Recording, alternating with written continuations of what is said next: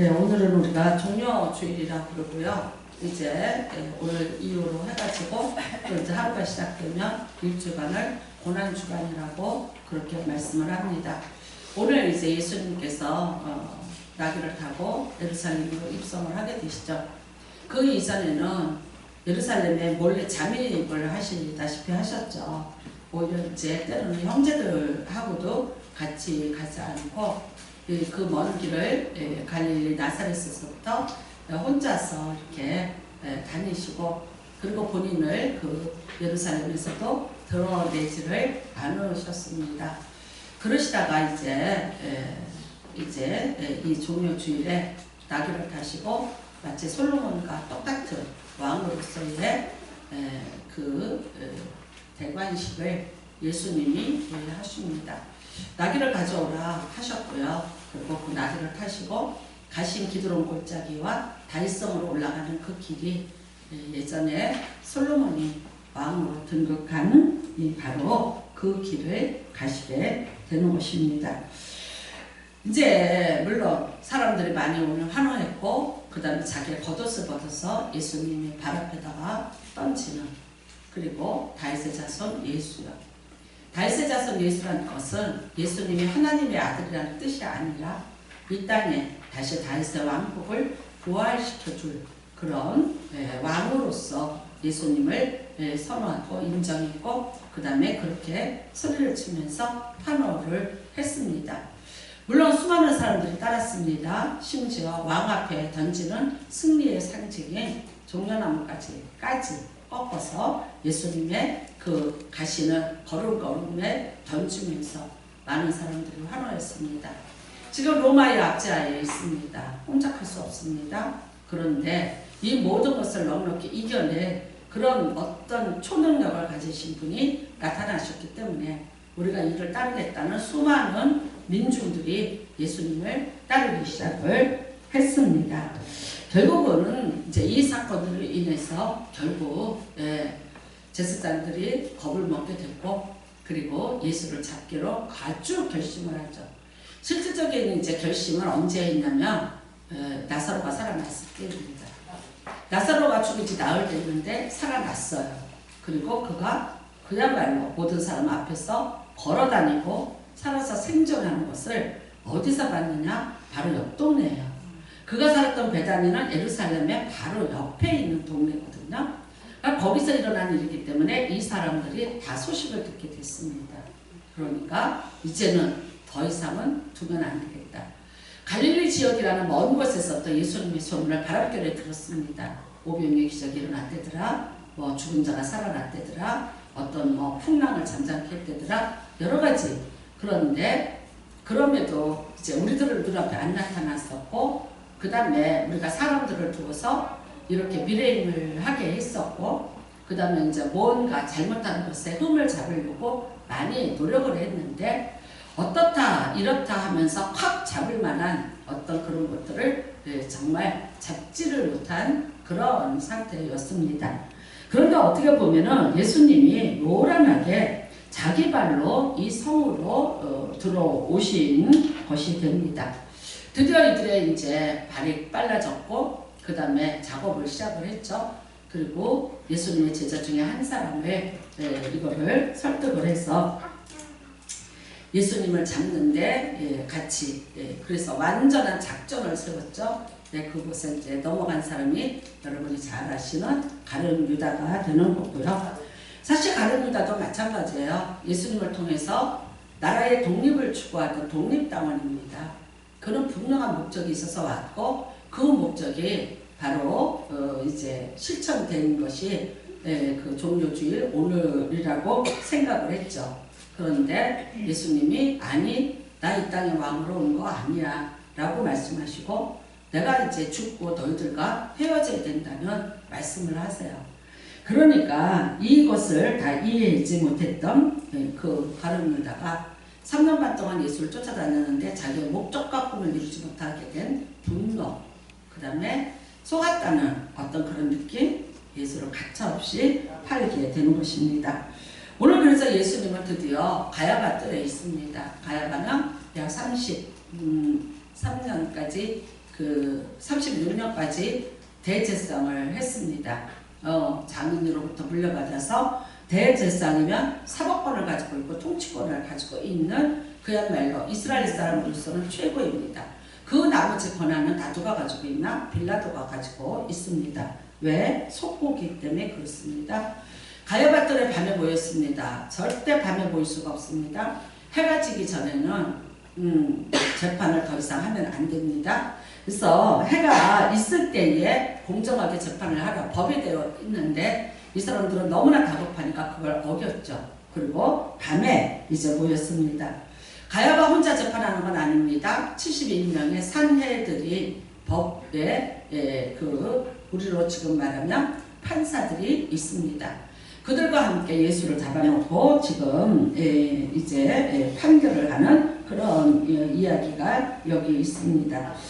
잡아왔습니다. 그런데도 불구하고 예수님은 끊임없이 침묵을 하고 있습니다. 그렇기 때문에 어떻게 보면 거부권 행사같이 예수님이 자신에 대해서 말씀을 안 하니까 주변에 있는 사람들이 증언을 수집해야지만 예수님을 칠 수가 있는 거죠. 굉장히 지금 좀 위험하고 자기들에게 도전적인 인물이고 이 권력을 가진 자들에게는 예수님은 있어서는 안 되는 존재이지만 그런데 이미 산해들인데 71명이 같이 있기 때문에 정당한 절차를 거치지 않고는 예수를 고발할 수가 없어요. 그래서 계속해서 증거를 수집하고 있습니다. 그렇지만 이제 우리가 59절에 보면 그 증언도 서로 일치하지 않더라고 합니다. 그리고 이제 다시 묻습니다. 예수에게 물어. 그러면서 너는 아무 대답도 없느냐? 이 사람들이 너를 치는 증거가 어떠하냐고 또 묻습니다. 근데 침묵하고 아무 대답도 아니하시더라. 그들이 여기서 물었다는 것은 한두 번 물었다는 것이 아니라 계속해서 예수님을 추궁하고 물었다는 그런 단어가 됩니다. 그런데 드디어 예수님께서 이제 이렇게 말씀하십니다. 내가 찬송받을 이의 아들 그리스도냐라고 물었어요. 그러니까 이거는 정확히 말하면 얘가 메시아가 맞냐 그거예요. 찬송받을 이 하나님 한 분입니다. 그러니까 하나님의 내가 아들이냐? 근데 네가 기름 부음을 받은 자냐? 우리가 이제 기름 부음 받은 자 헬라어로는 그리스도. 그런데 이게 히브리어로는 메시아입니다. 그러니까 똑같은 단어가 되는 거죠. 그래서 네가 그리스도냐는 뭐냐면 네가 메시아냐 그런 의미로 물어봤습니다. 그런데 드디어 예수님께서 그 긴 침묵을 깨시고 말씀하십니다. 내가 그니라 라고 말씀. 자기를 인정하는 거죠. 이 법정에서. 근데 사람들은 대부분 이렇게 하죠. 다 증거가 수집됐을지라도 내가 그런 사람이냐라고 물을 때 나는 아니다라고 말해야죠. 왜? 내가 살기 위해서. 나 지금 법정에 있는 거거든요. 심판대 앞에 있는 것이거든요. 그러니까 이런저런 걸 가지고 물을 때 아니라 나는 아니라고 말씀을 하셔야 돼요. 그런데 예수님은 어떻게 하십니까? 맞다는 거죠. 맞다. 끈질기게 그 질문하는 질문에 처음으로 예수님께서 자기 자신의 정체성을 시인하시는 말씀, 그 말씀이 바로 내가 그니라 라고 간단하게 답을 하셨습니다. 사실 마가복음에 보면은 지금 예수님이 자기 정체성을 인정한 거는 여기 한 군데뿐입니다. 그 다음에는 계속해서 또 침묵하십니다. 말씀 안 하십니다. 자꾸 묻습니다. 대답 안 했습니다. 빌라도에게 이제 끌려갔습니다. 빌라도가 묻습니다. 그러나 빌라도는 예수님을 살려주기 위한 의도를 가지고 예수님에게 질문을 던진 것입니다. 만약 그 빌라도 법정에서 예수님께서 자신을 위해서 변명을 했거나 또 이렇게 지금까지 이 사람들이 죄목으로 걸고 넘어지는 것에 대해서 부인을 하시거나 했다면 이미 빌라도는 예수님을 이전에 만난 적이 있었고 그 다음에 그 예수에 대해서 깊은 인상, 아주 좋은 인상을 가지고 있었고 그랬기 때문에 절대적으로 이 예수 그리스도를 놓아주려고 애를 쓴 사람입니다. 그럼에도 불구하고 예수는 끝까지 침묵으로 일관을 하셨습니다. 어디까지 침묵으로 일관을 하셨냐? 십자가에서 가상 7원이라고 합니다. 예, 그 말씀을 하실 때까지. 마지막 죽기 전에 외친 말씀 하나는 이겁니다. 엘리 엘리 라마 사박다니 그래요. 엘리는 하나님을 말하는 것이고요. 왜 나를 버리시나이까? 라는 그 외침을 하시고 그 다음에 이제 운명을 하시게 되는 것입니다. 자신을 살기 위해서 자신을 이 사람들에게 알려주기 위해서 끊임없이 변명도 할 수 있고 기회를 줬고 그 다음에 또 그랬다면 살아날 수도 있었지만 그러나 예수님은 끝까지 침묵으로 일관하셨던 것을 볼 수 있습니다. 마치 어떻게 보면 내가 이제는 잡혔어. 어쩔 수 없어. 이제는 내가 모든 것이 끝이야. 모든 것을 포기한 모습 그리고 현실을 받아들이는 모습. 어떻게 보면 스스로가 자기의 죄를 인정하고 자수하는 그런 아주 유약한 모습을 보여주셨습니다. 이로 인해서 제자들은 다 뿔뿔이 흩어지고 도망을 가게 됐고요. 심지어 이제 베드로는 예수님을 부인하는 일까지 생기게 됐습니다. 사실 그렇습니다. 여태까지 제자들도 예수님이 자기 정체에 대해서 이렇게 정확하게 표현하신 적이 없기 때문에 예수님에 대해서 설랑설레했습니다. 때로는 예수님의 정체성을 제대로 알지 못해서 선생이라고도 불렀습니다. 랍비요. 왜? 너무나 좋은 말씀을 전해주셨고 그 다음에 다른 사람이 가르치는 교훈과 같지 아니하더라. 좋은 교훈을 가르쳐주는 랍비, 좋은 랍비라고도 생각을 했었고요. 때로는요 이 세상에서 자기들의 욕구를 채워줄 만한 어떤 힘 있는 분이라고 또 생각도 한 적이 있고요. 그 다음에는요 또 먹을 것, 입을 것을 다 해결해 줄 수 있는 그런 기적을 일으키는 어떤 초월적인 존재이라고도 생각을 할 수 있었습니다. 사실 여러분 예수님이 일으키는 기적, 근데 그 당시에 우리가 보면 마술사라는 사람들이 있었어요. 지금도 물론 있듯이 사람을 속이고 여러 가지 마술로 사람들을 현혹하는 그런 자들이 있었잖아요. 그러니까 예수님도 그런 자 중에 어쩌면 한 사람일 수 있다라는 그런 개념들을 가지고도 있었습니다. 우리가 사실 마태복음 16장 보면은 베드로가 고백을 합니다. 주는 그리스도시요 살아계신 하나님의 아들입니다라고 고백을 했어요. 그런데 예수님 뭐라 그러셔요? 그거를 갖다가 너무 공개하지 마라. 때로는 이 제자들이 예수님이신가? 라고 생각할 때가 있었어요. 정말 하나님의 아들인가? 궁금할 때가 있었어요. 그런데 뭐라 그랬어요? 나가서 말하지 말라. 아직 내 때가 이르지 않았다고 얘기하셨고요. 또 어떤 때는요 병을 고친 자들이 또 이제 죽을 병에서 일어난 자들이 말을 할 때 때로는 소경이 눈을 떴을 때 그들이 나가서 전하려면 예수님이 막으셨어요. 아무에게도 가서 말하지 마라. 가만히 너만 알고 있어라. 그래서 굉장히 은밀하게 자기를 감추시고 자기를 드러내지 않으셨어요. 그런데 지금 이 시각 정말 죽음의 자리, 이 심판대의 자리에서 이 절대절명의 자리에서는 자기를 정확하게 자기의 정체성을 내놓고 이야기를 하십니다. 왜 그랬을까요? 여태까지 예수님이 말씀을 하셨어요. 때로는 내가 죽을 것이다. 내가 또 살아날 것이다. 여러 가지. 그리고 나를 본 자가 하나님의 얼굴을 본 자야. 나는 하나님이 보낸 자야. 라는 말씀들을 때로는 제자들에게 군중들한테 던져봤어요. 근데 그때 다가오는 건 뭐였어요? 핍박이었어요. 하나도 믿어주지 않았어요. 아무도 들어주지 않았어요. 심지어 제자들까지도 했어요. 여러분 베드로가 주는 그리스도시여 살아계신 하나님의 아들이라고 고백을 했지만 그러나 그 예수를 통해서 그리스도로서야 해야 될 이 땅에 오신 목적에 대한 관심이 있는 것이 아니었어요. 그 그리스도를 통해서 내 일갈 유익을 취하고 그 그리스도를 통해서 내 꿈을 이루고 싶었고 그 그리스도를 통해서 그 기적의 초월적인 미라클 그 일어나는 모든 힘들을 동원해서 내가 잘 살기를 원했고 내가 높아지기를 원했어요. 그래서 예수님이 죽으실 끝까지 오히려 최후의 만찬 잡히시기 직전까지도 그들은 자리 다툼을 했었고 그 다음에 어떻게 해야 내가 예수님 곁에서 그 다음에 누구를 더 사랑하시고 어떤 누구에게 관심을 갖고 있는가에 초점을 맞추고 살았던 사람들이 그 사람.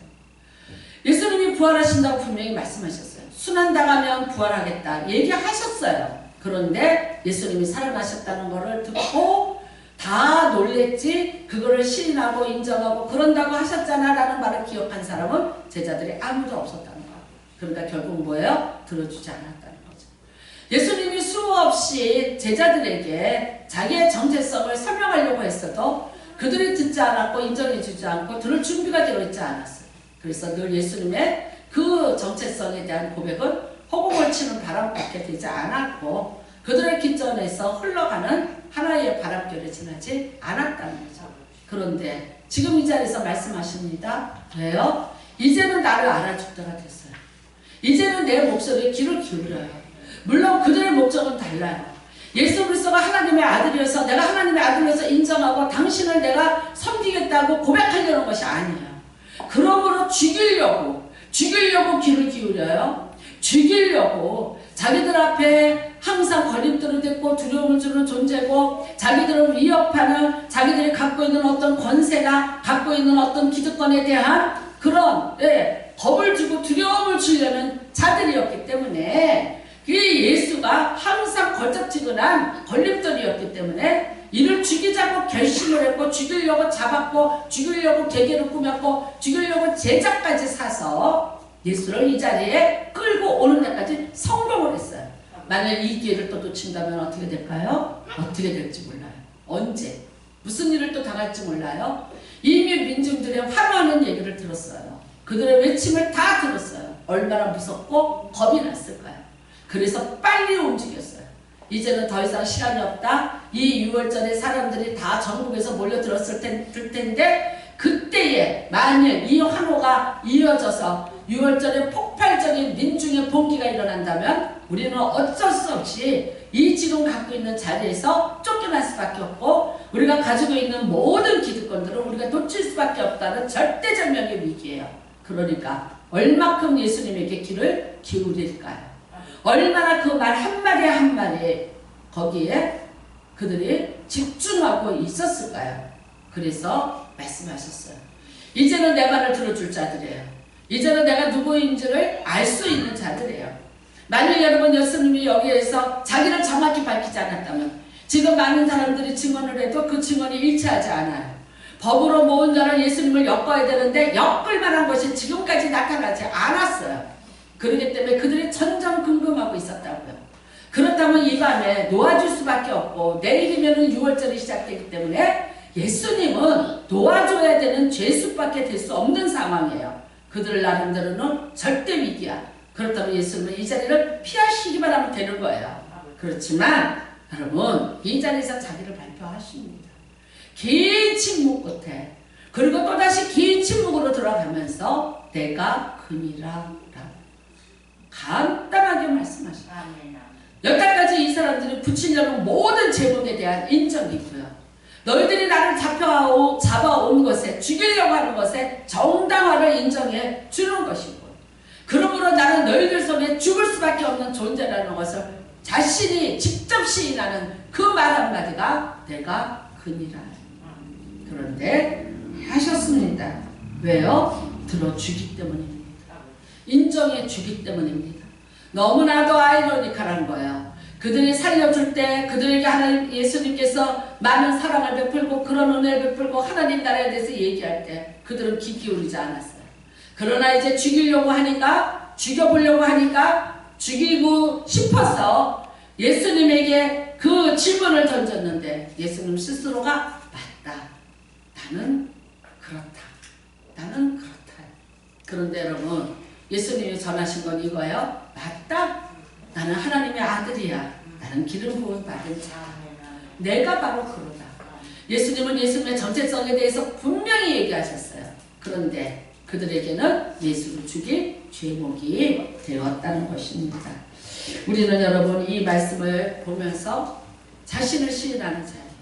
때로는 우리는 그렇게 생각합니다. 우리도 내가 누구인지 나를 어떤 존재인지를 내가 깨닫는 어떤 때 어쩌면 세상의 어떤 심판대 앞에 섰을 때 내가 누구인지 알 수 있는 그리고 비로소 내가 보지 못하고 내가 깨닫지 못하는 나를 발견할 때도 분명히 있게 되는 것입니다.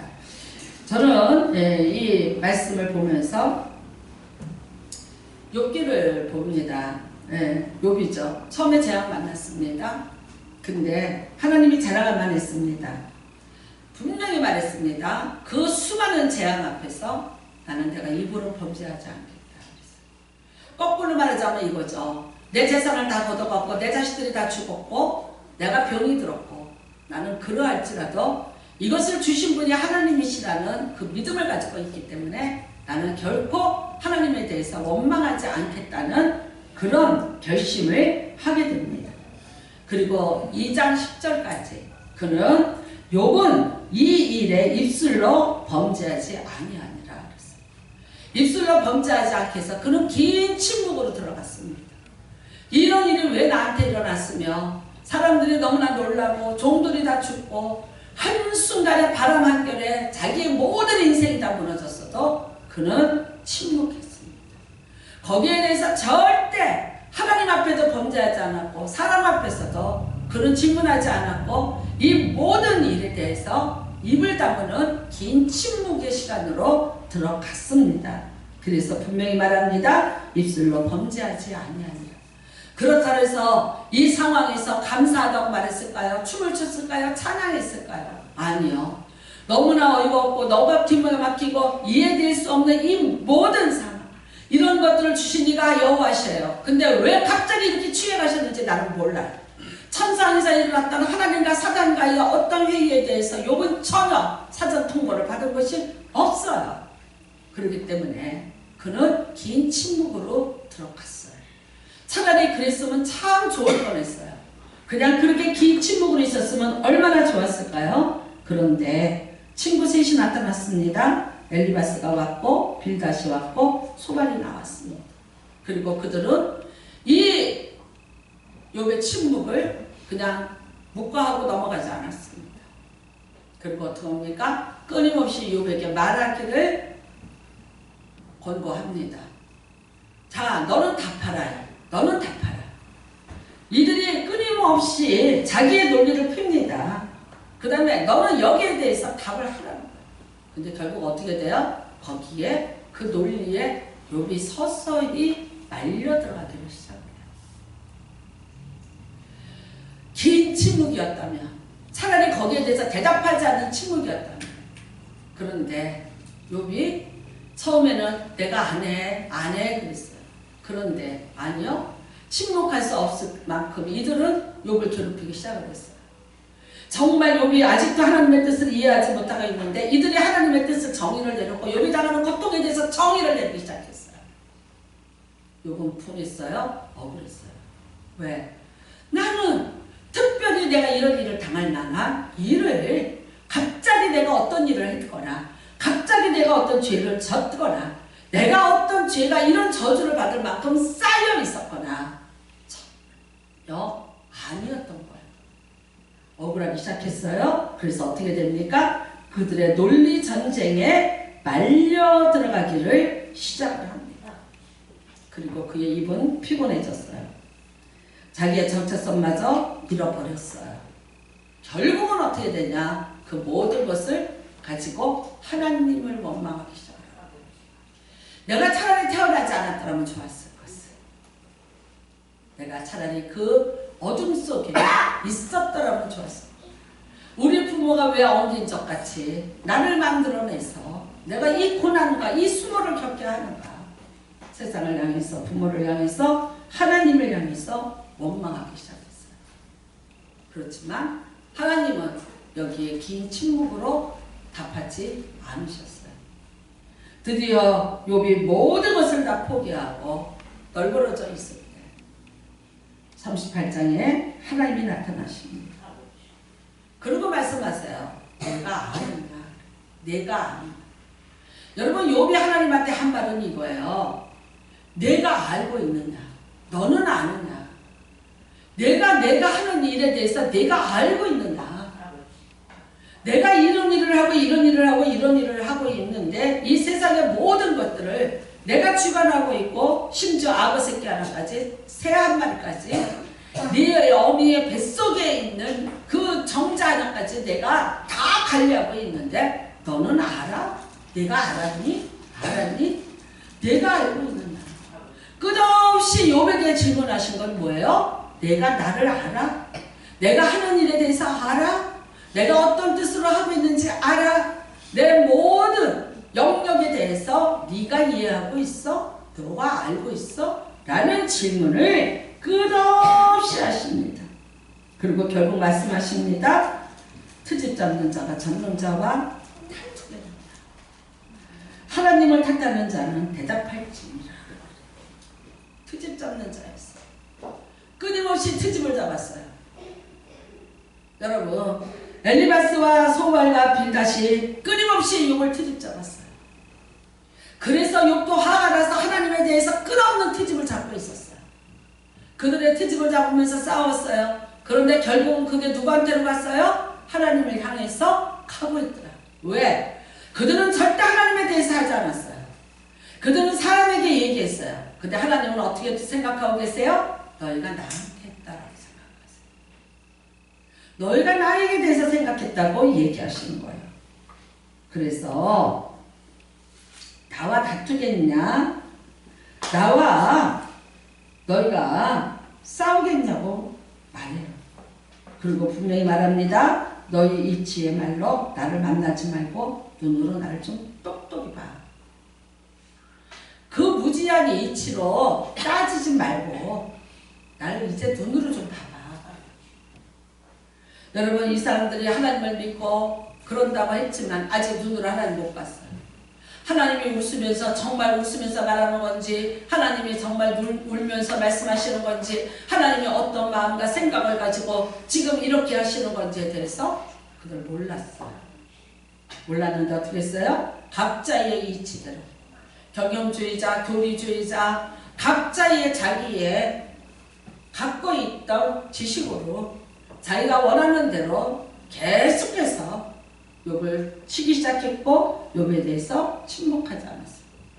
차라리 욥이 여러분 이들을 만나지 않았고 하나님 앞에서 그가 2장 10절에 말한 대로 입술로 범죄하지 않고 그대로 있었다면 얼마나 좋았을까요?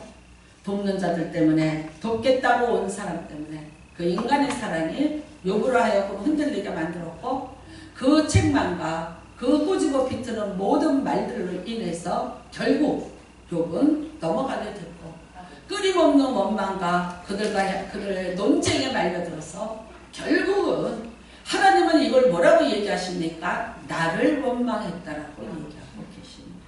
여러분, 우리는 잘 이 생각에 여러분이 귀를 기울이셔야 되는 거예요. 네가 내 공의를 부인하려느냐?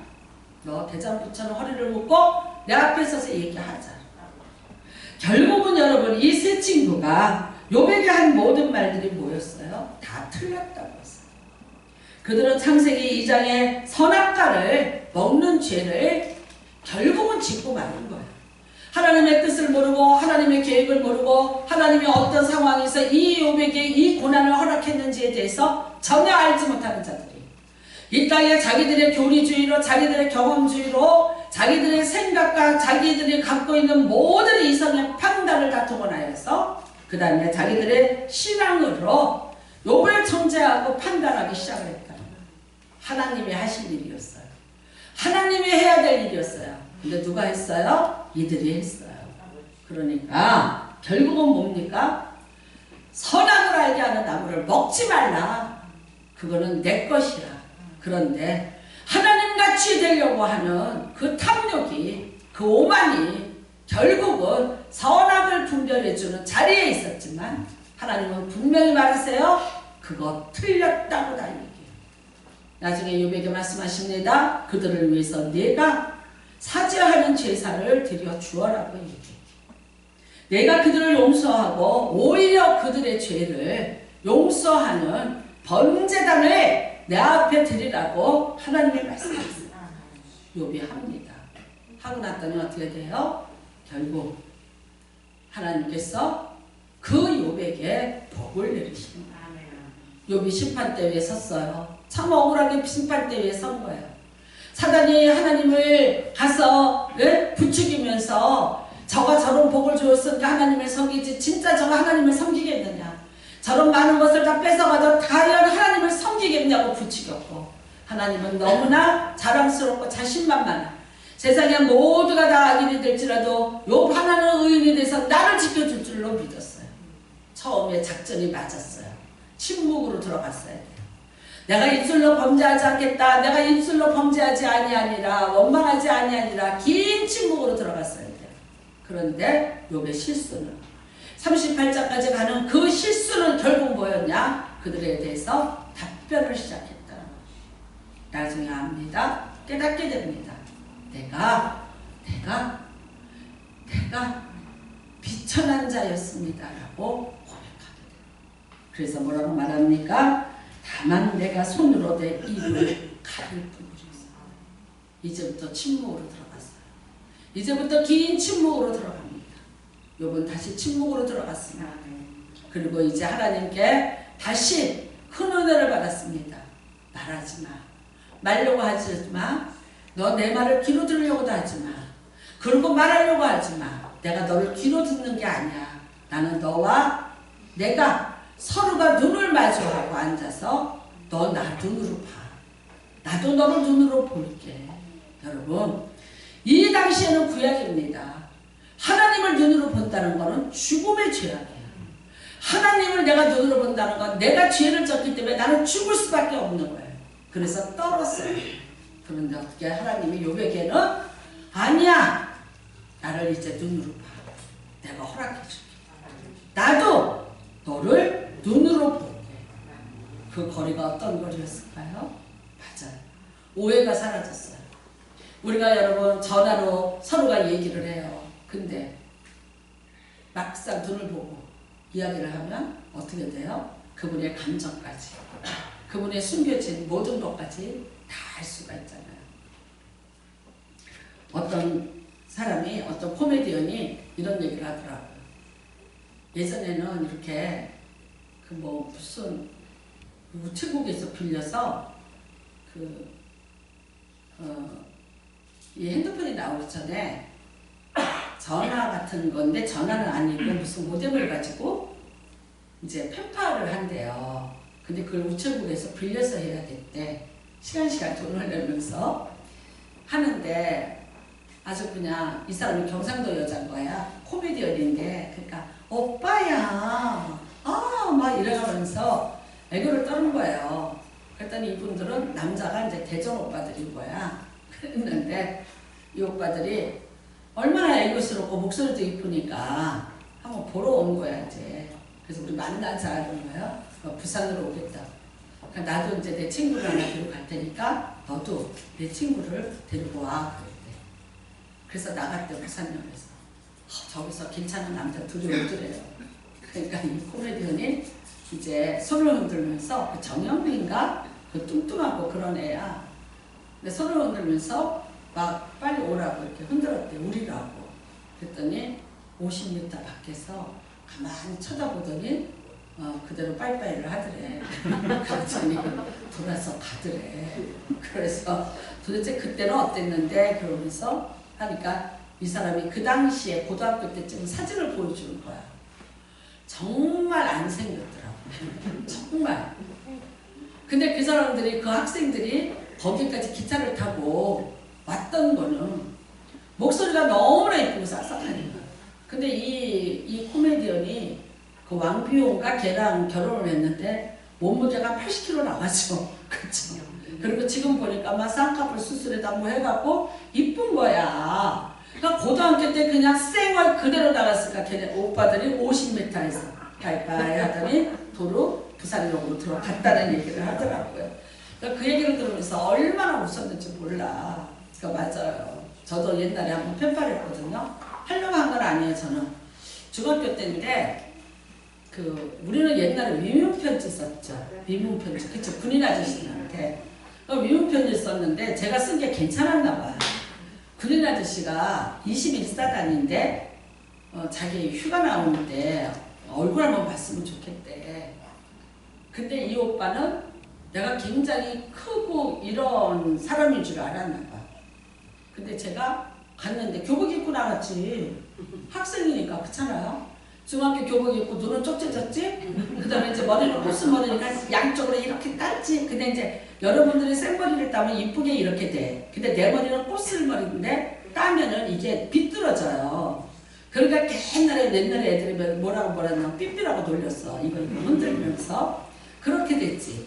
근데 그런 애가 교복 입고 그것도 교복이 이제 커서 내가 커갖고 교복이 여기 오는 거야. 나는 이제 키가 갑자기 막 자라니까 생뚱맞은 애가 간 거예요.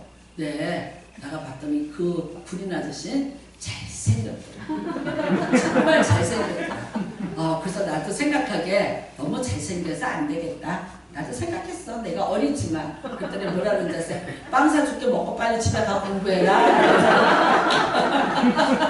그런데 뭐라 그러냐면 이래. 너 참 글은 잘 쓰더라. 너 참 글은 잘 쓰더라. 나중에 소설가라 되라. 그렇게 했어요. 그래서 제 꿈이 소설가예요. 언제 쓸지 모르지만. 그래서 사람이 여러분 같이 피차.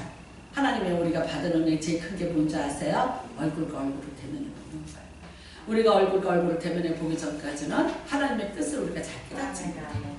왜 그렇게 하셨는지, 무엇을 위해서 그러셨는지 잘 우리가 이해할 수 없을 때가 있어요.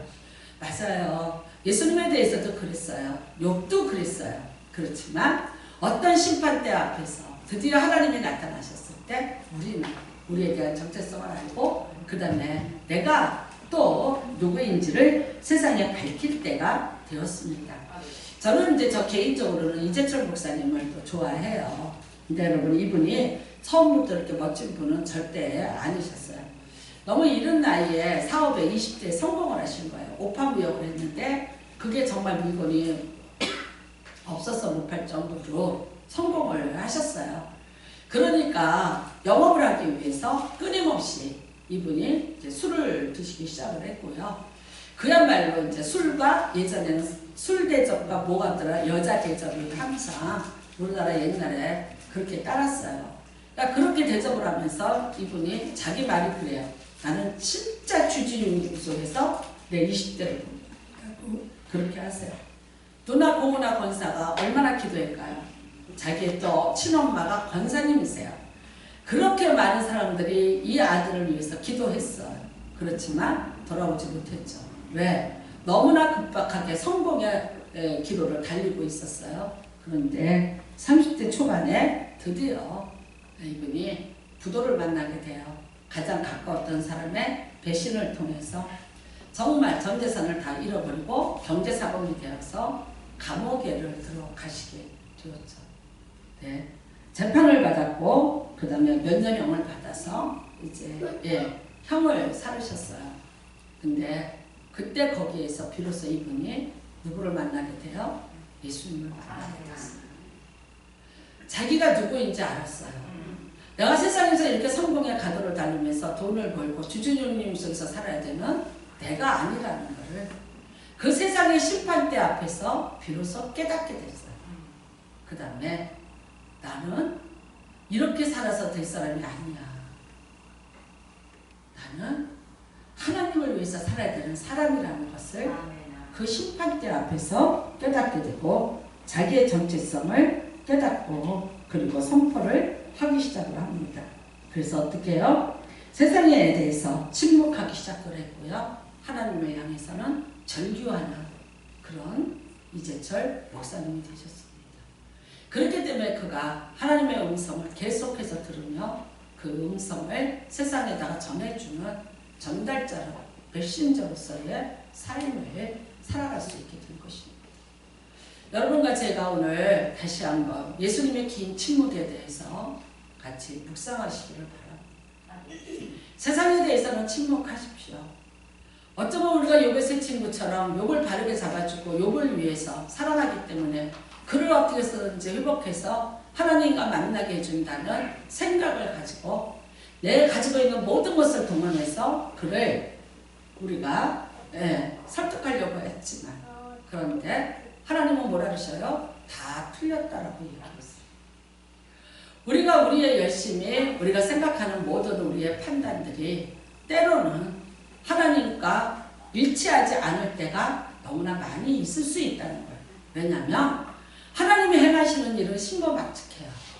우리한테 다 공개하고 하시는 것 아니고요. 여러분 다 설득하고 하나님이 하시는 거 아니에요.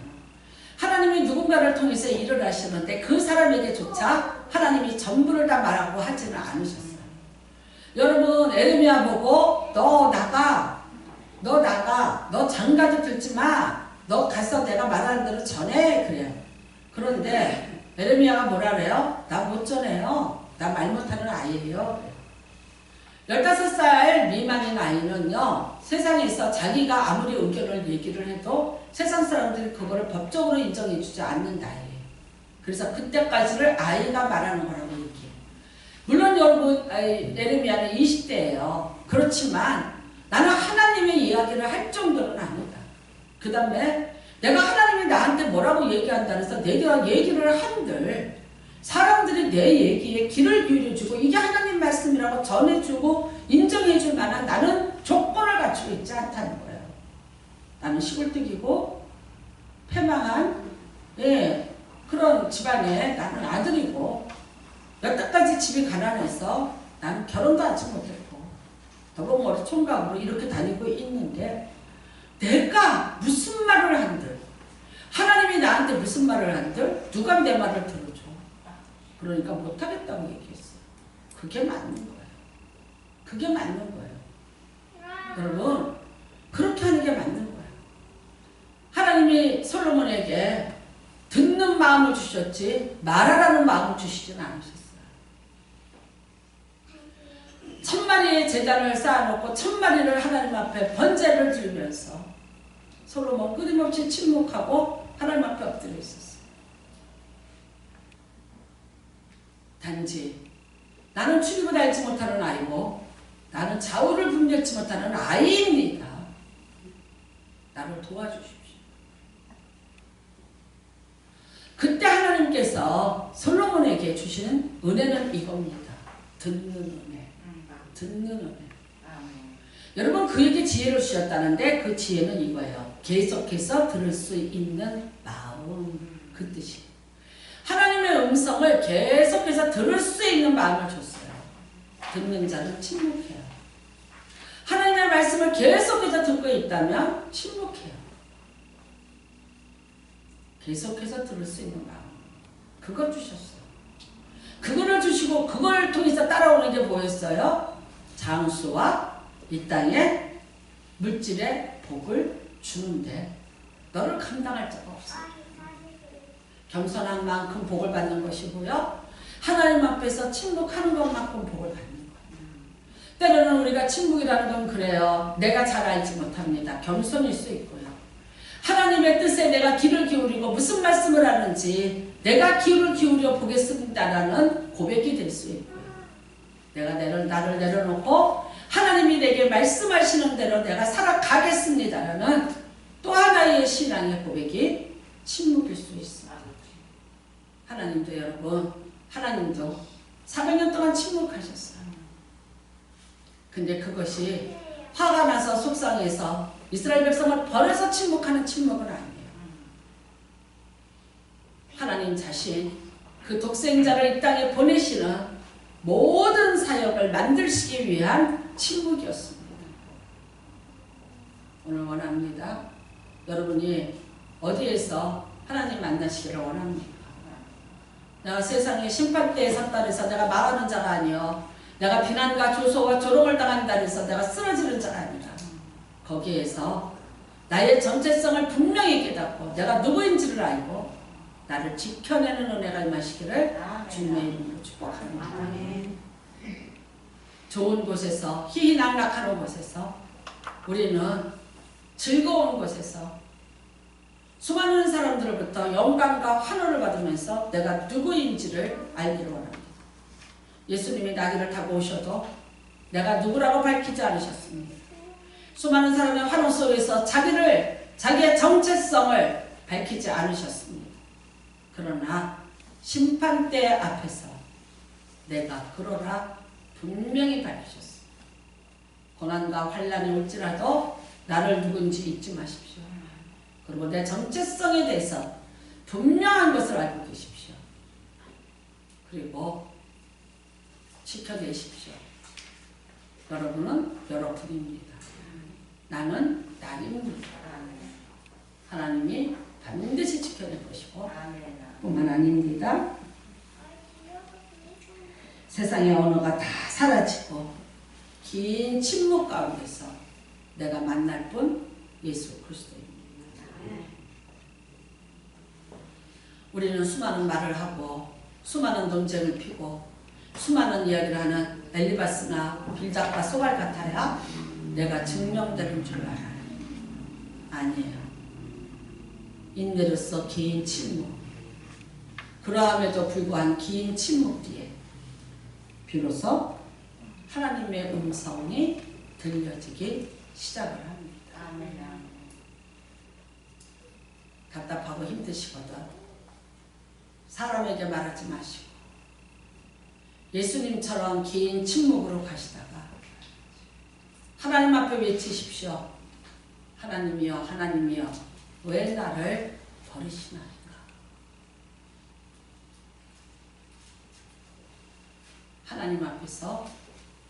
하나님 앞에서만 그 침묵을 깨십시오. 힘을 조절하시고 세상의 잡다한 언어와 쓸데없는데 에너지 쓰지 마시고 힘을 모으고 힘을 모아서 하나님 앞에 외치는 자가 되시기를 주님의 이름으로 축복합니다. 우리가 기도라는 것을 합니다. 힘이 딸립니다. 세상에 대한 수많은 절제와 가지치기를 하시고 하나님 앞에 앉으십시오. 그리고 그분에게 여러분도 말하시고 하나님도 여러분에게 들려주시고 귀로만 듣는 것이 아니라 눈과 눈을 마주하고 그 은혜와 그 사랑에 감사하시고 감격하시고 늘 두 눈에서 그분을 향한 감사의 눈물이 마르지 않는 귀한 은혜가 임하시기를 주님의 이름으로 축복합니다. 고난주간을 통하여서 긴 침묵을 배우시기를 주님의 이름으로 부탁드립니다. 이 교회에서 가장 많은 어리석은 자는 말이 많은 자가 어리석다 그랬으면 저입니다.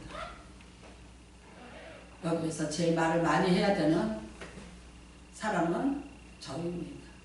그래서 어리석습니다. 알고 있습니다.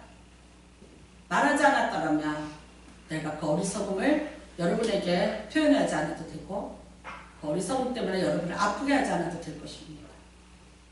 그런데 어쩔 수 없이 나는 마이크를 잡고 살아야 되고 여러분 앞에서 말을 하다 보니 엄청난 실수가 많이 있습니다. 성경에 있습니다. 말이 많으면 실수가 많다. 맞습니다.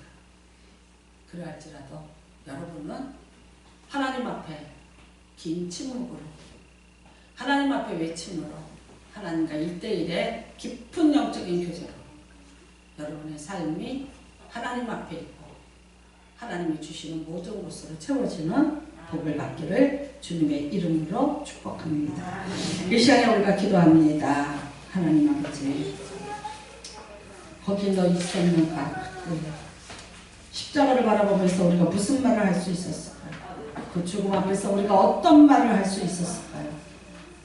세상이 다 빛을 입고 이 땅에 나는 빛으로 왔다는데 그 빛이 옆 사라졌는데 나는 무슨 말을 할 수 있었을까요? 나를 위해서 채찍에 맞으시고 죽고 신이신 하나님의 아들이 무덤에 누일 때 그 앞에서 나는 무슨 말을 할까요? 어떤 말을 할 수 있겠습니까? 내 삶이 늘 이 시간이 되게 해달라고 기도하시기를 바랍니다. 주를 청하시고 기도합니다.